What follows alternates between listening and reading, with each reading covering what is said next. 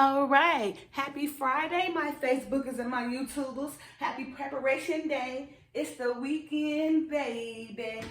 Anyway, you guys, for this weekend, I want to deliver a message to you guys. And it's about raising our little black boys, right? Okay, there's a huge problem going on in this world. And I noticed that a lot of black boys are now growing up to be less soldiers than they used to be when I was growing up, right? They're growing up and they're becoming more feminine and more sensitive, right? You know, they're not even going to be able to step on the roach in a minute, you know? If we don't try to step up and take back what's ours, right? And raise them the soldiers they should be because, you know, when the time comes we need them, how are they going to protect us if they don't have that strong, that masculinity about themselves, right? Okay?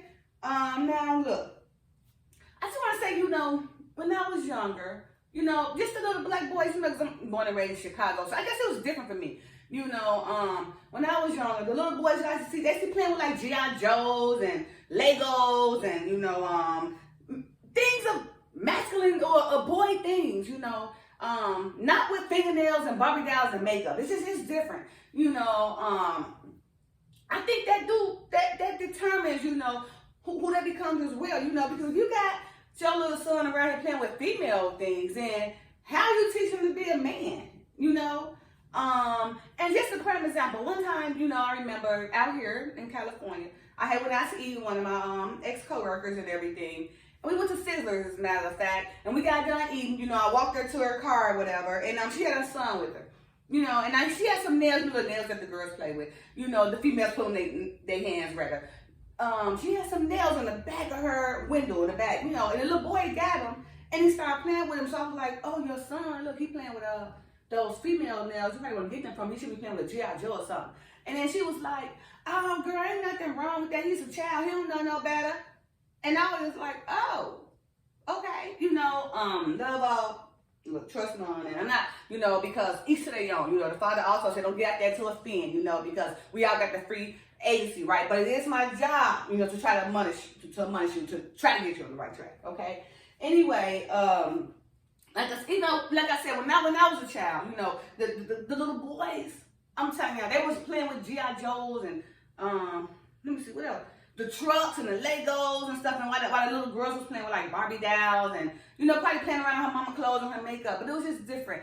And it was more discipline too, because I remember, you know, when I was younger, oh my goodness, my people, like my mom, dad, you know, my aunties and my grandma and them, you know, they used to be on something, you know. We couldn't even get our nails done. We couldn't just do nothing, get our nails done, play makeup. They made us come in the house before the lights came on, and then all the kids used to be outside. Somebody, can you come inside? All night window teasing us, can you come inside? Can you come inside? And, you know, we couldn't, you know, and they kept us away from a lot of things. And I guess that was a good thing, and I do want to thank them. Because just imagine if we didn't have that type of discipline. We'd been like that same person I see now, when you grow older, they just unhinged, okay? You know, and saying unhinged, a lot of our women are becoming unhinged because of their sons are running them crazy. You know, making them miserable, making them out their mind, becoming unhinged, don't know what the hell to do, what to say, which way to go, which way to run. They don't know nothing. You know, because of their kids. And it's only because, hey, when they was a kid, they let them do whatever. You know. And now, it's to the point where a lot of the men are in the little boys' lives, so they don't know how to be a man anyway, you know. And if you didn't know that, it's very important for a man to be in a child's life. That's who the little boy look up to. That's who the little boy want to be like. And as it is written in Proverbs 29:21, he that definitely bringing up his son, serving from a child, to have his son that lit. And just mean in the long run, because you definitely your son, and you raise him, he gonna take care of you in your elder days, right? So in the long run, he gonna be there for you, because you was there for them. And also in Colossians 3:21, it says, fathers, do not embitter your children, or they will become discouraged, right? And it's a prime example. Your little boy at the basketball game, he playing basketball, right? And the reason why his best coming out is because you there. But when you're not there, he ain't got nothing to prove, so he really don't care. He feel like he ain't got nothing to live for. I mean, he love his mom, but his dad is who he's really longing for. And even though it might be in his side that, oh, he don't care, I don't care about my dad, but trust and believe me, it's affecting him. It's affecting him to become the man who he's going to become, to his wife and his children. Okay? So I'm telling you, look, black men, step up. Take control of your sons, all right? We need these soldiers, okay? We really need them because the time coming where they gonna have to step up and protect us. I'm telling y'all, it's coming. It's prophesied already, okay? And so just take this message in consideration and think about it, okay? Do not allow your little black boys to be playing around with these nails and makeup and stuff because you ain't doing them but messing up their mind when they get old. They become crazy as hell. Commit suicide, confused, just all kind of stuff going on. Why you think it's okay because at 12, he was like he wanted to do this, but you being the parent, he 12 telling you what he gonna do, so you let him do it. Knowing that when he get about 28, he gonna regret that same decision, right? That's gonna lead him to become reprobate. Because now it's gonna be great. He's gonna be grieving over it like, man, I can't believe I made this decision. And they won't let me make this decision. I wanna be like this, but it's your damn fault.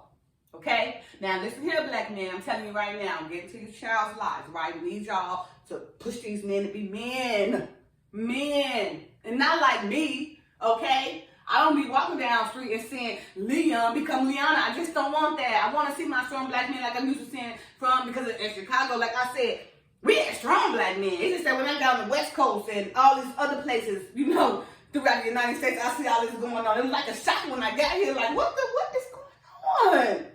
No! You know, it kind of like upsets me a little bit, but we all got the right of our free agency, okay? It's the Father said, you know, so I cannot look at that person, hey, and get mad, but I could look at that person and lead them to the truth, you understand, because the truth may set them free. All right, you guys, so happy weekend. I want you to take this message, okay, and take it with a grain of salt, okay? All right? Take it. Please take it and put it to use. Right? And spread it to them other people you see what's going on. I know you see it just like I see it. You know, but like Nicodemus, you know, that time when the Messiah came and gave him that bread, and he was one of the Pharisees and scribes where all of them was going against the Messiah. And he believed, right? But he didn't say nothing because he was scared of getting kicked out, you know, of the temple. Okay? So don't be one of those just sitting back and calling everything and not trying to help. Say something, do something. I mean, don't let it offend you neither, okay? Because it ain't what you do, it's how you do, okay? You just go ahead and bring the truth to them and lead them to that truth. Some people will take it, whether you believe it or not. They be in the back at home and they own self like, shoot, I'm taking this and I want to take this because I'm learning. All right. Thank you guys. Don't forget to like, subscribe, share, and comment. Enjoy your weekend.